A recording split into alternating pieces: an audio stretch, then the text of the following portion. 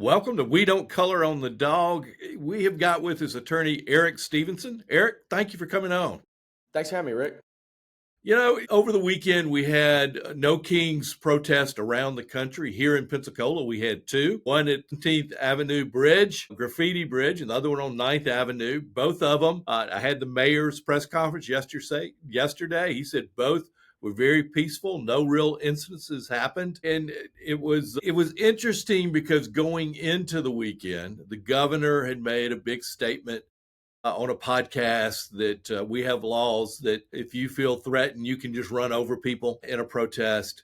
We had our Pensacola Police Department send out a similar type statement of, if you're 30 feet away, you can't run over them. But if you feel threatened and they surround your car and try to get in your car, then you can drive over people. That disappeared a little while afterwards because it really seemed to be attracting people to want to drive through a crowd. We had a similar incident. That's why I asked you to come on the show back in 2020 when we were we had a big protest at Graffiti Bridge again. And a driver did drive into the crowd. Jason Uphaus jumped on the car just to try to stop him because he was heading towards the other protesters. And Mr. Uphaus ended up being on that car across the 3 Mile Bridge. He was charged, and your firm, your former partner Chris Klotz, actually represented Jason. Talk a little bit about that case, some of the specifics. So, the protest that was going on at the time, the police had actually allowed the protesters to, just for a couple of minutes, hold hands and across the street, to block the street. And so the police had stopped traffic, and Mr. Uphaus was out there holding hands with people. And this car came around other cars that the police had stopped and started heading towards this group of people. And so Mr. Uphaus stood out in front to try to block the car. And he wound up in a situation, and I think this happened in LA, and I watched some of the video. The way the driver said this happened was that Uphaus jumped on the car. But what you really see in the video, and you see in the video in California too, is that as a car is coming to you and starts pushing against you, you have two decisions to make: go under the car or be on top of the car.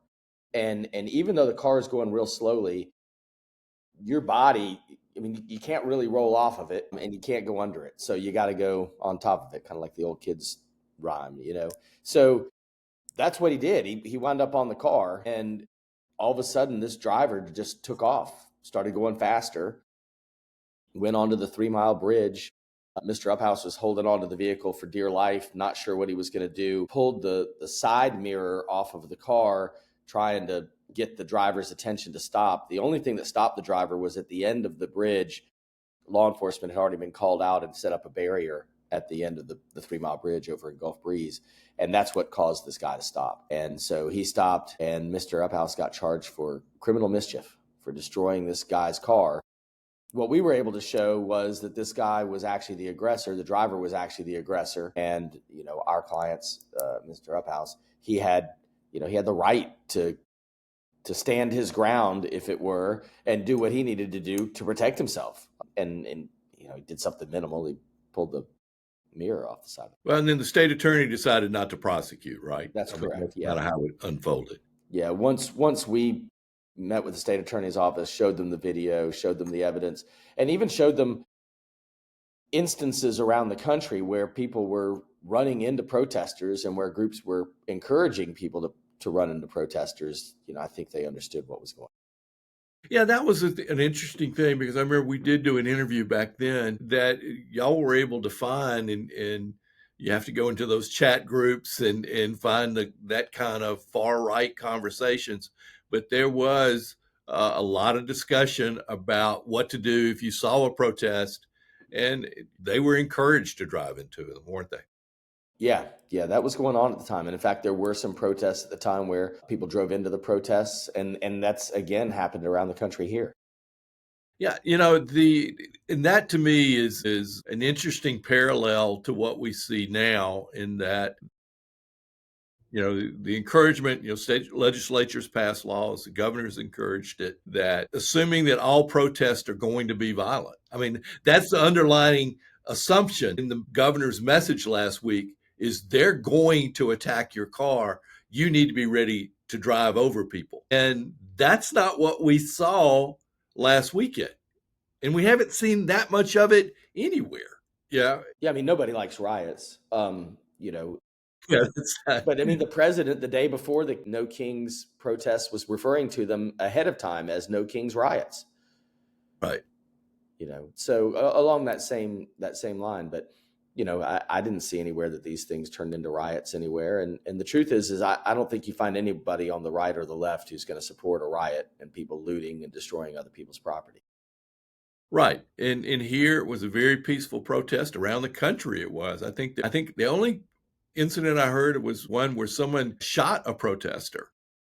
Yeah, I think, and that was in Colorado, I believe. But that was, there were huge crowds. The other thing that I heard that was very successful is the organizers spent a lot of time talking to the people that were there and explaining to them that we need to be peaceful, that we need to stay behind certain lines, we don't need to be blocking traffic, and that if anything seems to be getting violent, just to sit down and wait.